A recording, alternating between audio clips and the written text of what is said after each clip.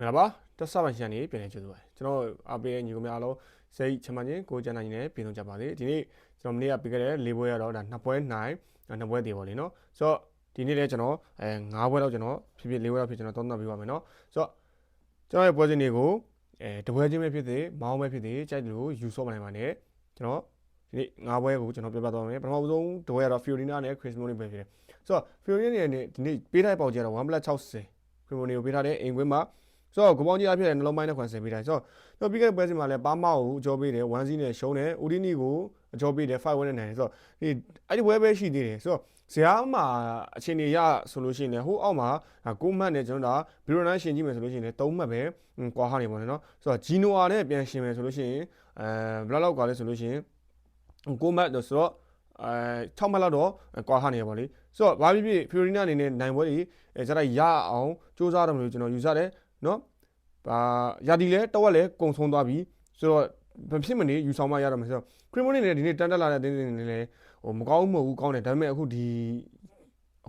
နောက်ဆုံးပွဲစဉ်တွေမှာနည်းနည်းခြေချော်နေတာတွေတွေ့ရှိရတယ်ဗောနော်နာပိုလီနဲ့နောက်ဆုံးကန်တဲ့ပွဲစဉ်မှာလည်းဇီဒူနဲ့ရှုံးတယ်လာဇီယိုလည်းဇီပြီးရှင်တိုရီနိုလည်း1-0ရှုံးတော့လက်ချီနဲ့ဘယ်လိုနာပဲအနိုင်ရှိတော့တွေ့ရှိရပါတော့အဲ့တော့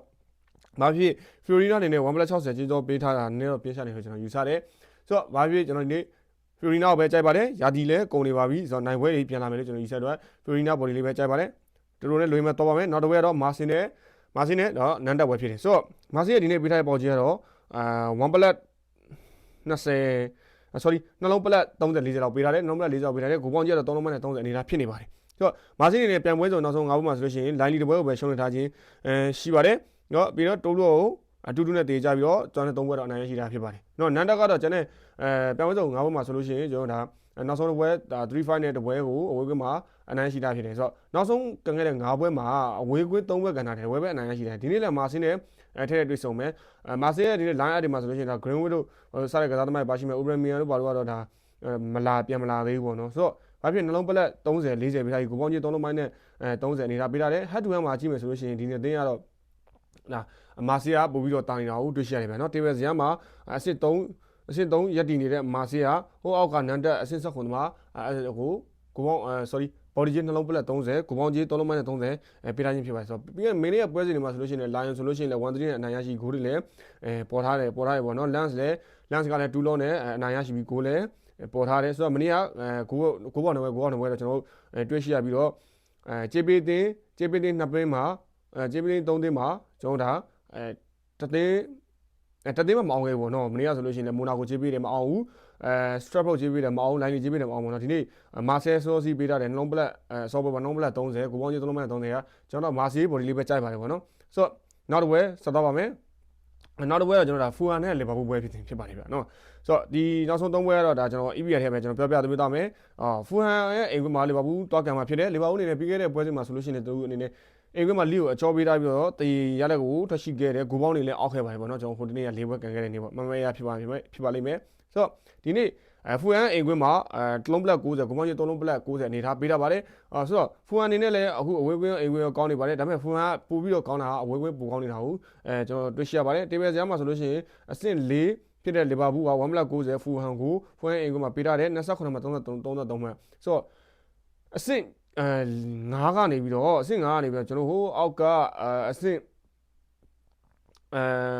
ကျွန်တော်တို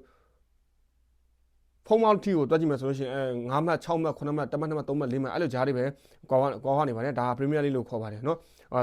်ဂျားမှာဆိုလို့ရှိရင်ကျွန်တော်တို့ Brighton တို့ Sunderland Manchester United Chelsea Everton Brentford Crystal Palace ဒါဒီအမှတ်တွေက2မှတ်3မှတ်အဲ့လိုပဲကွာဟနေတာဖြစ်ပါတယ်ဗျအခုလဲ1+90ပေးထားတယ်ကိုပေါင်းကြီး3လုံး90ပေးထားပါတယ်ဗျဟတ်တူဟတ်မှာဆိုရင်တော့ဒါလီဗာပူးကပိုတာလို့ယူဆရမယ်ဆိုတော့လီဗာပူးရဲ့ line up အနေထားနဲ့ဖူဟန်နဲ့ line အနေထားကိုရှင်းကြည့်မယ်ဆိုရင်တော့ဒါလီဗာပူးအနေနဲ့တေချာကန်မဲ့ဆိုလို့ရှိရင်တော့1+90အနေထားဟာမနိုင်စရာအကြောင်းမရှိလို့ကျွန်တော်ယူဆပါတယ်ဗျာနော်။ကြောင့် EKD ကတ်ပို့လည်းပြန်ပါလာမယ်လို့ကျွန်တော်ယူဆတယ်ဆိုတော့ဆာလာတော့မလာသေးဘူးเนาะဆာလာကလည်းကျွန်တော်အာဖရိကပွဲကန်တဲ့ EC ကလည်းကျွန်တော်တို့2026ဧပြီလမှာပြန်လာမယ်ပေါ့เนาะဒါထိခိုက်ထားတဲ့ injury ရှိထားတယ်ဆိုတော့ဘာဖြစ်ဖြစ်ကျွန်တော်အာဆင်နယ်လည်းအာဆင်နယ်အလုပ်လုပ်သွားတယ်အက်စတွန်ဗီလာလည်းအက်စတွန်ဗီလာအလုပ်လုပ်ရတယ်မန်စီးနဲ့ချက်စီးနဲ့တွေ့ဆုံတဲ့အခါတိုင်းမှာကျွန်တော်တို့လီဗာပူးကတော့အမှတ်တမဲ့ယူဆမယ်ယူဆတဲ့ကြောင့်ကျွန်တော်တို့လီဗာပူးဘော်ဒီလေးပဲကြိုက်ပါတယ်ဗျာနော်နောက်တစ်ပွဲကတော့ကျွန်တော် ဆက်သွားပါမယ်နောက်တစ်ပွဲကတော့ Man City နဲ့ချက်စီပွဲပဲဖြစ်ပါတယ်ဗျအဲ့တော့ကြည့်အောင်ကျွန်တော်တို့ Man City နဲ့ချက်စီမှာဒီနေ့ပေးရတဲ့ပေါက်ကြီးကတော့ Man City အနေနဲ့ 1+20 ကိုပေါင်းကြီး3လုံးပိုင်းနဲ့30အနေထားပေးတာပါတယ်ဆိုတော့ကျွန်တော်ပြီးခဲ့တဲ့ပွဲစဉ်မှာဆိုလို့ရှိရင်ကျွန်တော်ဒါဆန်ဒါလန်ရဲ့အဝေးကွင်းမှာတော့ကန်တာ1.50ကိုပေါင်းကြီး1.50ကိုပေါင်းကြီး3လုံး+50ပေးထားပြီးတော့ဆန်ဒါလန်နဲ့တေးတော့ကြတယ်ပြီးရှင် Nottingham Forest ကို1-2နဲ့နိုင်တယ်အဲ့တော့လည်း 1+30ဖောက်တယ်နိုင်တော့နိုင်တယ်ကြေးအောင်တယ်ဒါပေမဲ့အပြည့်တော့မအောင်ဘူးပေါ့နော်ဆိုတော့အခုအိမ်ကွင်းမှာ1+20ပေးထားပြီးကိုပေါင်းကြီးက3လုံးပိုင်းနဲ့30အနေထားပေးတာပါတယ်ချက်စီနေနဲ့ဒီနေ့ကျွန်တော်တို့ဒါနီးပြားတွေလည်းအပြောင်းလဲဖြစ်နေတယ်အခုဆိုလို့ရှိရင်လည်းဒါဒုတိယနီးပြားလောက်နဲ့ထွက်လာပွဲရှိတယ်နီးပြားလည်းအခုဒီနီးပြားကိုလည်းအခုဒီရွေးချယ်လို့မပြီးသေးဘူးပေါ့နော်အဲ့တော့ဘာဖြစ်နားထားတဲ့ကစားသမားတွေကတော့ရှိမယ်ကန်စီလိုကိုရလို့ရှိမယ်ကျွန်တော်ပြီးခဲ့တဲ့ပွဲစဉ်မှာအပြန်ကြည့်မယ်ဆိုရင်ချက်စီနဲ့ဖုံးမပွဲမှာကြည့်မယ်ဆိုလို့ရှိရင်တော့ချက်စီနေနဲ့ပေးကိုတွေပြီးတော့ဆုတ်ပြတ်တက်နေတာကိုတော့တွေ့ရှိရတယ်ဗျာနော်ချက်စီဒီလိုမျိုးခြေမမှန်ဘူးခြေလဲမမှန်ဘူးအခုဆိုကြားလိုက်တက်လိုက်အချိန်မှာမန်စီအနေနဲ့1+10ပေးထားခြင်းဟာဒါfit ဖြစ်တယ်လို့ကျွန်တော်ယူဆတယ်ဘာလို့လဲဆိုတော့ Nottingham Forest ကို1+20အဝေးကမှပေးလိုက်တယ်ဆန်နာလန်ကို1.50ပေးထားတယ်ဆိုတော့အခုအိမ်ကွင်းမှာချက်စီ1+20ပေးထားခြင်းဒါ fit ဖြစ်တယ်လို့ယူဆတယ်ကျွန်တော်ဒီနေ့ Manchester body လေးပဲကြိုက်ပါတယ်ဒါမှသာနေလဲဒါကျွန်တော်ဒါအာဆင်နယ်ကိုဖိအားပေးနိုင်မယ်ယူဆတယ်ငါတို့ဒီဒီဘက်မှာမနိုင်ဘူးဆိုရင်တော့ဒါအာဆင်နယ်နဲ့9မှတ်တော့ကွာဟနေမှာဖြစ်ပါတယ်အဆွန်ဝေလာနဲ့အာဆင်နယ်နဲ့တွက်ကြည့်မယ်ဆိုရင်တော့အမှတ်ရက6မှတ်လောက်ကွာဟနေမယ်ဒါဆိုရင်တော့မဖြစ်တဲ့အနေထားတော့ဖြစ်သွားလိမ့်မယ်နော်ဘာဖြစ် Man City ဒီနေ့နိုင်မှသာလျှင်44မှတ်နဲ့အာဆင်နယ်48မှတ်အဆင့်4မှတ်လောက်ကွာဟနေမှာဒါမှ EPL ကကြီးကောင်းမဲ့ပွဲတော့ကျွန်တော်ယူဆပါတယ်ဗျဘာလို့ဆိုတော့ Manchester လည်းဒီနေ့ Manchester United လည်းလီနဲ့ကမ်းမှာဖြစ်တယ်ဆိုတော့ဘာဖြစ်အာဆင်နယ်လည်းအာဆင်နယ်လှုပ်သွားတယ်အဆုံပဲလည်းအဆုံပဲလားအလုပ်လုပ်သွားတယ်သူ့လုပ်တွေသူလှုပ်သွားတဲ့အချိန်မှာ Man City ကလည်းဒီလိုအခုအချိန်မှာနီးပြတွေအပြောင်းလဲနဲ့ခြေပြတ်နေတဲ့ Manchester ချက်စီကိုအနိုင်ယူသွားလိမ့်မယ်ကျွန်တော်ယူဆရတဲ့ကြောင့် Man City body လေးပဲကျွန်တော်ကြိုက်ပါတယ်ဗျဆိုတော့နောက်တစ်ပွဲကတော့ဒါအင်တာနဲ့ဘောလုံးနာပွဲပေါ့နော်ဆိုတော့ကျွန်တော်တို့ဒါအီတလီပွဲချိန်မှာဆိုလို့ရှိရင်အခုဆိုရင်ဒါအပြိုင်ဆိုင်နဲ့ဖြစ်နေပါတယ်ပေါ့နော်အဲ့တော့ AC Milan နဲ့ AC Milan နဲ့အလုပ်လုပ်သွားတယ် 3C အနိုင်ရရှိထားတာကိုကျွန်တော်တို့ Z1 နဲ့အနိုင်ရရှိတာကိုတွေ့ရှိရတယ်ဆိုတော့ပြီးခဲ့တဲ့ပွဲစဉ်မှာ Z1 နဲ့အနိုင်ရရှိရတယ်နောက်တစ်ပွဲမှာကျွန်တော် Verona ကို 3C နဲ့အနိုင်ရရှိရတယ် AC Milan နဲ့ AC Milan အလုပ်လုပ်သွားတယ်အီတလီမှာလည်းအပြိုင်ဆိုင်နေရှိတယ်အင်တာနဲ့ AC Milan နဲ့ဆိုလို့ရှိရင်လည်းနှစ်မှတ်ပဲကွာရတယ်နာပိုလီကလည်းဒီနေ့ဒါအဝေးကွင်းမှာကျွန်တော်တို့ဒါအစောပွဲမှာဖြစ်ပါတယ်လာဇီယိုနဲ့ကန်မှာဖြစ်ပါတယ်ဆိုတော့ဂျူဝင်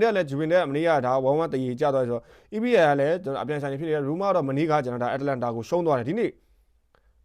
အင်တာအနေနဲ့ကြေးထားတဲ့ပေးထားတဲ့ဈေးကွက်ပေါက်ကြီးအရာအင်တာအနေနဲ့